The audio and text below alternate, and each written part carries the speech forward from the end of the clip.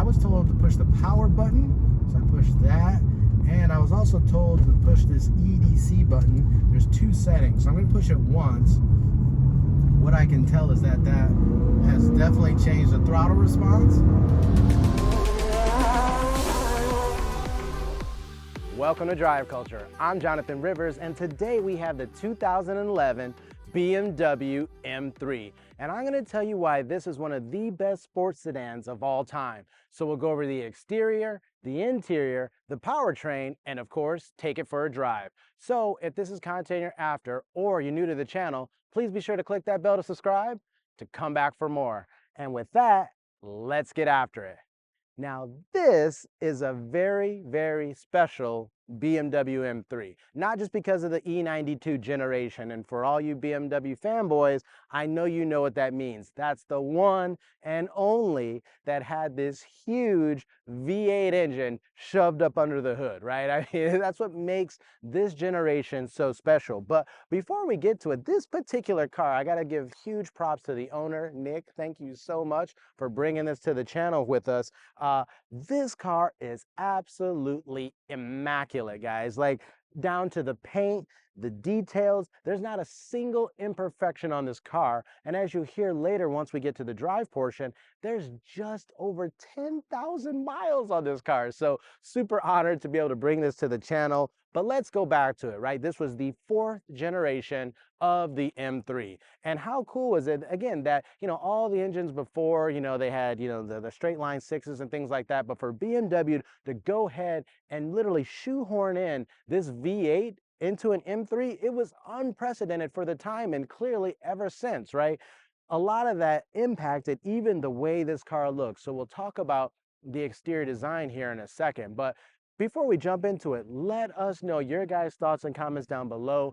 Is this your favorite generation, that E92 M3? Is this your favorite generation of M3? Let us know your guys' thoughts down in the comments below. Or what is your favorite generation M3? Now, again, with this being this 4th generation, it was a really good styling era for BMW. At the time, this car had an MSRP of $61,175. So in today's money, that's a lot, right? And it's clear because if you go to buy a new generation M3, the base price is 10 grand above that, and a fully loaded car is well into the 6 figures these days. So M3 pricing has, kept up over time. But this one at the time, low 60s, it was still a rather bargain given how much performance you had in that big motorsports V8 engine. So, this one here also is so iconic, and the fact that it's in the Alpine Weiß 3, I totally, botched that German there, right? But the Alpine White 3 paint on this car is super iconic, and it looks fantastic. So next, let's go ahead and talk about all the exterior details of this generation BMW M3. So as I mentioned right off the bat, the styling for this car is, by today's standards, it's really iconic, right? I mean, the thing about it is, as we all know, BMW is trying to, really garner a lot of attention, right, with their new styling and designs. It obviously starts with the kidney grills, right? If you look at the current generation M3 and even M4, they have those massive kidney grills up front. But here, with this generation, things were still somewhat tame, right? It had a much smaller kidney grill design, really integrated well into that front fascia, which was exclusive for the M3. It didn't share what the normal 3 Series had at the time. It has that kind of, very aggressive opening down below. You can see the radiator, peering behind it, and just those kind of like, cutouts for the intakes down low as well. That really made this M3 stand out on the road. Up above, you got the xenon, headlights for the day and age, period correct. Those looked really awesome as well. Taking you up to that iconic BMW badge. Again, I know a lot of people, swap that out and put carbon badges and black badges, but for me, having the blue and white, that original propeller design, that's iconic, so you keep it. But take you up to the hood, right? Because if there was nothing else, when you saw that driving behind you, you knew it wasn't a regular 3 Series. And like I said, part of that was because they shoehorned in that 4-liter V8 engine into this body, right? So they literally had to create that bulge in the hood, not only for design, but to literally fit this thing under the hood. Combine that with those functional vents off to the side of the bulge, and it truly made this one of the most aggressive designs for the M3 for really any generation as well. So let's go ahead and start making our way to the side of the vehicle. So, here again, I think this was an awesome, profile view, right? This generation 3 series looked fantastic. I'm not even gonna lie, I had this generation 3 series as well, not an M3, but I had one for a few years. It was an awesome generation of 3 series. So on the side though, again, some things that stand out is that like M3 on the side with that integrated kind of vent there. That was also an instant, way for you to recognize that this was not just your normal 330i or just one of the regular 3 series. That's kind of an iconic M3 design element that's carried on for generation after generation. Now, the other thing about this car is that this is not only an E92 M3, this also has what BMW calls the competition package, right? So that brings in extra performance. We'll get a little bit more into that during the drive, but also what that does is that gave you a lower suspension compared to an even standard M3. So that's why this car just looks like it's squat, like it's sitting down right on those wheels and tires there. And the crazy thing about it is these wheels and tires were huge for the time and still big by today's standards. So for you true BMW fanboys, these are the Style 359 wheels, right? Which I think look fantastic, right? So these are 19-inch wheels up front. It is a staggered setup. So you got two 45, 35, 19, ZR19 tires up front. Really aggressive setup there. Those awesome wheels that I just mentioned. Clearly peering behind that, you got a massive brake package with, drilled rotors to show again that M Motorsports performance. As we start to make our way along the side, again, part of the M3 package is that iconic side mirror, that kind of juts off. It's not connected to the actual door. It kind of, the top breaks off, but that's kind of a signature M3 design element. It also has the shadow line package, right? So that kind of blacks out the window treatment, also makes that look really, really, sporty. And then we make our way to the rear because now you got these huge wheel and tires in the back. So you had two 45s up front.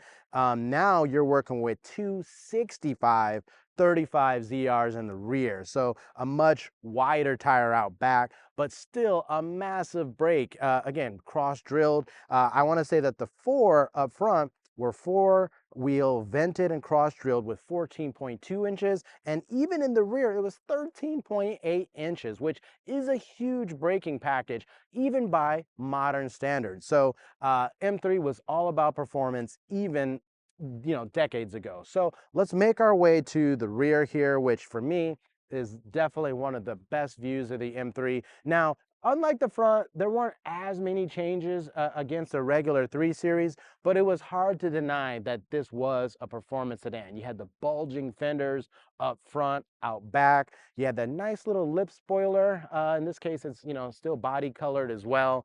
You had the M3 badging, super iconic. But then you make your way down below and you got that iconic quad exhaust finisher, right? That was instantly, and even to this day, how you determine that it was a true M3, a true M performance car. So, I mean, the styling on this car, I think even by today's standards, is still really, really good. Again, let us know your guys' thoughts and comments down below. Is this one of the best styled M3s? Are you a fan of the more aggressive, larger kidney grills on the newer M3s? Let us know your guys' thoughts and comments down below. But next, let's go ahead and hop inside to talk about the interior. All right, guys, here we are inside this 2011 BMW M3 competition package. And it's an awesome place to be. I mean, look, cars have gotten really fancy, but I'll tell you what, you step in this car, it still feels really premium, has good features and technology that stand up even to a modern day car. So, I mean, it shows that, at the time BMW was, pretty far ahead of the game. But let's just talk about some of the materials and things that are going on in this M3 here. So, you know, for me, even before I get to the steering wheel, which I usually start with, I'm looking at the gauge cluster here. Now, one of the things, guys, is, you know, and if you watch all of our other videos, is so many modern cars have digital instrument clusters. And they're good and they're customizable, and sometimes they look really, really fancy. There's even 3D gauge clusters these days, but I tell you what, looking at the gauge clusters on here, they're analog, but they look so good, and they have these like awesome, you know, silver finish around it. There's even a light above for the LEDs for the you know, RPM counter, and just the iconic M badge on there. Like, honestly, I almost prefer this over a digital instrument cluster. So I might be going a little bit far, but it looks awesome. And it's a 200-mile-an-hour speedo. So it shows the true performance of the M3. But let's go ahead and talk about this steering wheel. It's really small. It's a really small diameter, but it feels great in your hand. It's a really nice, you know, thickness to it. Great leather quality. Has the signature, you know, M, you know, the blues and the red stitching on the steering wheel. Super iconic. The M logo down here, BMW in the center.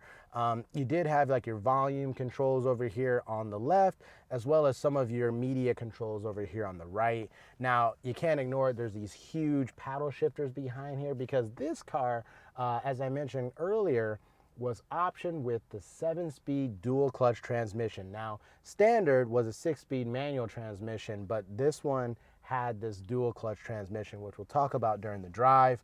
But beyond that, the other thing about this car is it had this kind of like double bubble dash design. And part of that was because it had this huge iDrive infotainment system. Now, again, if you look back on history, iDrive, when it first launched, and I think it was right around when this generation of 3 Series came out, it got hit pretty hard, right? Some of the usability, the controls for it, you know, actually a lot of that was done right down here on the center console. There's this little like jog knob. There's buttons to get to the menus, the navigation system that was included, your radio and functions like that. But it was just maybe not so intuitive, you know. But to give BMW credit, over the years, you know, they tried to update iDrive, they updated the software, and now, I mean, if you get into a modern BMW, it's actually a really good system. So it's like anything, you know, version 1, 2, 3, 4, 5, 6, 7, right? It finally took some time to really dial that in. But below the screen, you know, one of the things I like is, you know, you still had, you know, manual vent controls here. You also had, you know, pretty good manual HVAC controls below that. Very, very easy to access everything. Below that, you know, period correct again, is there's actually a CD player in here. So I don't have any CDs, so I won't be able to listen to that, but that was a thing for the time. You did have some like, you know, kind of like dummy buttons down here that were probably in use on other 3 Series, but there was even a idle stop off button. So even, you know, dating back to 2011, idle stop was a thing. Here you had just kind of a little smoking package for people that did that. This gear selector, well, again, we'll talk a little bit more about this during the drive, but it's kind of interesting, right? And what's labeled here, and how you get into reverse, how you get into drive, and then even the sport shifting is a little different. And then here you had some of your traction control settings that you had as well.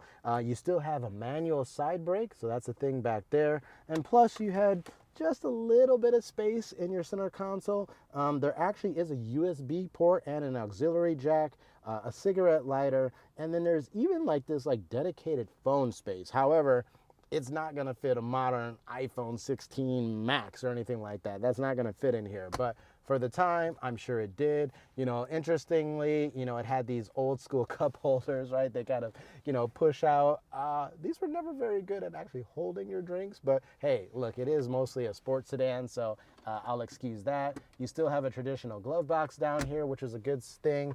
There was also an opening, you know, sunroof, moonroof in this car, so that's a nice. Now I know on some of the other versions you could offer, you know, I think eventually they got to carbon roofs, but it's nice that you do have the option for that sunroof. And then lastly, we'll just talk about the seats. So these are really, really nice seats. BMW call it Novillo leather. It's this black leather. It's really premium. And again, because this particular model, this particular car has, like I said, just over 10,000 miles, the seats and the quality of the leather, it looks like it's still rolled off the showroom floor. It even has the M logo embossed into the headrest. So that was a nice feature. You had manual adjustable lumbar, and these are 3-stage heated seats as well. Lastly, because you guys know me, I like performance. There's some carbon, accents here on the dash, which still held up over time. They still look pretty premium. Sound-wise, I know you could upgrade to the more premium Harman Kardon system. This car, I believe, had the premium and the technology packages, but it didn't get the full Harman Kardon audio spec. So it just had the kind of standard audio system, which the owner says is still really good, all things considered. So with that, I think we've covered everything up front. So next, let's go ahead and hop in the back. All right, guys, here we are in the rear of this E92 BMW M3. And yeah, I mean, this, as a sports sedan, it actually has a lot of space. I mean, honestly, the seating position here is actually my driver position. So with that said, I got, really good knee room back here. And there's actually cutouts into the plastic back of the seat. But I've got several inches of knee room. I've got great clearance for my feet down below. Lots of space for my head. I mean, this is actually an executive sedan. I mean, I have plenty of space back here. Again, as always, I'm 5'10", so if you're a little bit taller than that, it might be tight. But all things considered, this is actually really good space. The materials back here, again, BMW, right? So premium leather, contrast stitching. It does have the carbon accents, that carry from the front to the rear. So that's really nice. You do get vents back here, and you can control technically the temperature with this little roller here, but there's no, kind of modern day LCD panel back here or anything like that. You have also like really the center seat though. Look, you're only going to be able to take like a small kid back here. There's not really it's not really a true 5-passenger vehicle. So also you got the child latches back here, so you could totally fit a large rear seat, a large rear facing child seat back here, no problem. For the center armrest, that just kind of comes down, and just like the quirky cup holders up front, if you push it here, that kind of juts out and you've got 2 cup holders back here, which again, I'm not sure how well they hold your drinks back here, but just like the owner said, you shouldn't be drinking in my car in the first place. So I like that, but we'll go ahead and put that away. And next, let's go ahead and talk about the cargo space. All right, next, let's go ahead and talk about the cargo space of this E92 M3. So we'll go ahead and pop the trunk. Typical, German build quality, really good feel to it, lifts up. Now, inside, there's a lot of space, right? Keep in mind that this is an executive sedan, but back here, there's actually 11.1 cubic feet of space. And, again, being a BMW, everything is really high quality. Even the carpeting material that's in the trunk, there's actually these like dedicated little spaces off to the side for organizing your stuff. This one actually had a BMW branded, weather mat, cargo mat back here. And then if you actually get inside and lift up, you'll find that there was even back then a tire repair kit. So no kind of compact spare, or obviously full-size spare, but hopefully something to get you back on the road. So with that, next, let's go ahead and talk about this awesome powertrain. All right, guys, here we are with the powertrain of this E92 BMW M3. And just look at this thing. First of all, props again to the owner for keeping this engine bay spick and span, right? I mean, it looks amazing. Again, it looks like it's brand new. So really, really good job in keeping it clean. But let's talk about this beast of an engine, right? So as you look at it, it even has an M badge in chrome and a V8 badge in chrome right here on this cover, right? To brag to all your friends that you got this massive V8 engine. And just like I mentioned in the exterior styling, this is actually an aluminum hood, and you can see again that cutout there to fit this engine underneath it, right? So really, really cool. So this was BMW's S65 4-liter V8 engine. And in the M3, it made 414 horsepower and 295 foot-pounds of torque. pair that together with the transmission that it was optioned with, that 7-speed dual clutch transmission, sending all that power to the rear wheels. But keep in mind, it had a variable M differential lock together. I mean, this is an awesome, awesome powertrain. Also, as you look at the chassis and the bracing underneath, BMW still does this on all their newer M variations as well. So, keeping the tradition of high performance chassis together with motorsports engine technology. But there's no better way than to prove that out than to get behind the wheel. So next, let's go ahead and take this thing for a drive. All right, guys, here we are inside this 2011 BMW M3 E92. We're gonna go ahead and take this thing for a drive. So go ahead and put on my seatbelt here. And we're gonna go ahead and start this thing up. So just foot on the brake, got a nice start-stop engine button. And yeah, it sounds good. You don't get a ton of exhaust note, but the engine definitely sounds good. And there's obviously lots of different drive modes and customization, which has always been the case for BMW M products especially. And it's pretty complicated. So I'm just gonna kind of stick to the standard driving mode, and then there's like a preset mode that the owner has set up that is supposed to be kind of like full engine and the most aggressive suspension setting as well. So we'll try that out during the drive. But yeah, I'm excited. This is actually my first time to drive this generation M3. So go ahead, put the side brake down, and this little nub is kind of interesting, right? And how it works. Like basically you can push to the left to get into neutral, then push forward to get into reverse, or you push off to the right to get into drive, or again to get into the manual shifting mode. Now you can use the paddle shifters to drive at any point, but essentially that also puts it into like a permanent kind of like manual driving mode. So I'm gonna go ahead, it now shows me D and then the letter 1 to show that it's in first gear. So that shows you are in the kind of drive mode. And when you switch into like the sport driving mode, it just shows the number to show you what gear you're in. So again, we'll play through all of that while we're driving, but let's go ahead and set off here. So I'm gonna take off, and here we go. And I can tell you what, yeah, the car is, it feels quick. I mean, honestly, I'm like not giving it really any throttle input, and you can just feel it. The car gets up and goes. The steering wheel feels great. Like I said, this super small diameter just feels great in your hands. It's a lot of fun to drive. I'm in like what I believe to be like one of the softer suspension settings, and yeah, it's actually really compliant. And I was driving, I think over some pretty rough patches here for a sec. So pretty good suspension compliance there. And go ahead and take off. And I mean, I got up to 5,000 RPM, already at 50 miles an hour. Like I am not really giving any, throttle, I'm really not getting into it at all, and it's actually really, really quick. So I'll be curious to see what happens once I can actually get into it here for a second. But yeah, the other thing that I've noticed is, like, again, this car is mint. It literally has 10,114 miles while I'm driving it right now. So it's in mint condition, which means, again, there's really, like, this thing is rock solid. I mean, you always have really good, German build quality to begin with, but it's held up well over time. Again, given how few miles it's been driven, I haven't really noticed any kind of weird squeaks or rattles. Everything looks and feels like it's brand new, so that is awesome. So we're gonna go ahead and set off here. So just wait for this car to get out of my way. But yeah, I mean, it's just great driving dynamics. I can definitely sorry, I had to get into it a little bit, and already at some pretty high numbers. Like, again, that wasn't wide open throttle. This car just gets up and goes. I mean, it is quick, guys, even by today's standards. So we're gonna definitely have a little bit of fun here.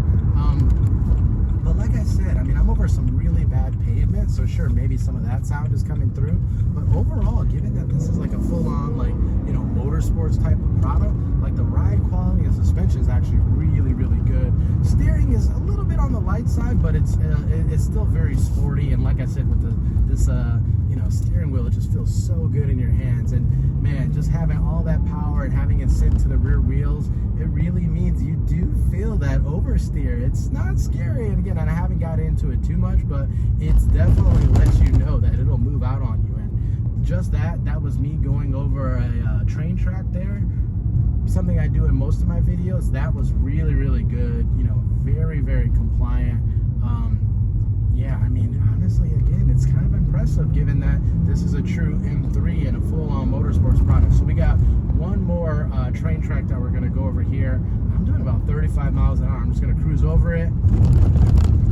Again, that's really good. Even by today's standards with all of the crazy adjustable suspension, that is really, really good. So now I was told to push the power button. So I pushed that. And I was also told to push this EDC button. There's two settings, so I'm going to push it once. What I can tell is that that has definitely changed the throttle response. Now that's a lot. This thing is fast, guys. The throttle response and also the suspension setting got a little bit more firm. Apparently there's another level, so I'm going to push that too and see just maybe how harsh it gets. But we'll go ahead and set off. Not using the paddle shifters just yet, but let's give it a good, stab. 60. I mean, this thing is quick, and I mean that was kind of like mid-throttle too. So definitely that performance there. But man, the sound, this V8 sound is so good. Especially I know the newer M3s are faster, got more power, but with that downsizing like turbo, it's just not quite the same sound. So here we go. First gear pull. You guys ready?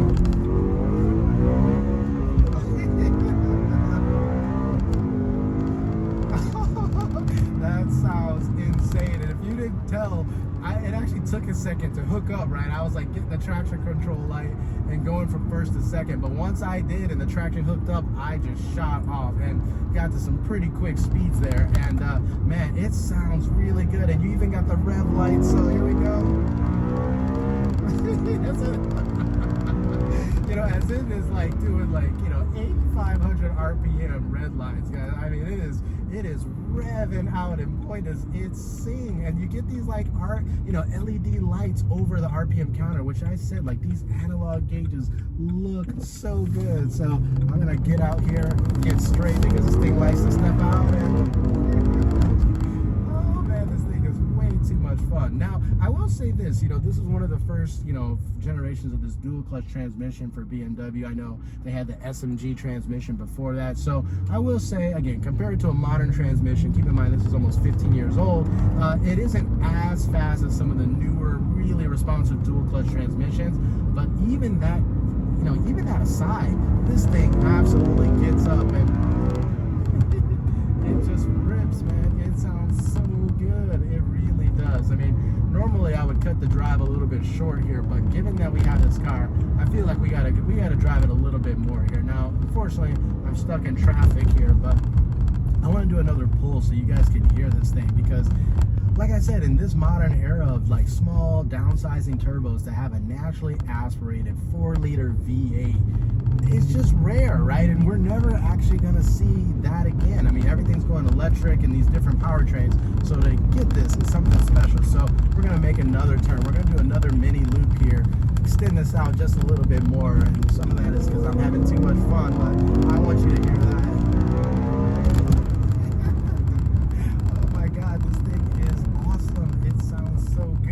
The other thing is the dynamics.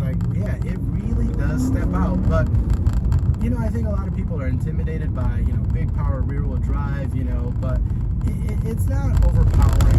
And it's wow. Now that was the same train tracks that I did earlier, but now in the much more stiff suspension, and that was a lot stiffer. That one shook the chassis a little bit, but that's okay. I mean, I'm in that stiffer suspension setting, so you would kind of expect that to be the thing. But honestly, again, we're gonna go over another set again in the stiffer suspension. Let's see how it handles it. This is 35. I mean, that was still good. Everything's just very taut, very firm.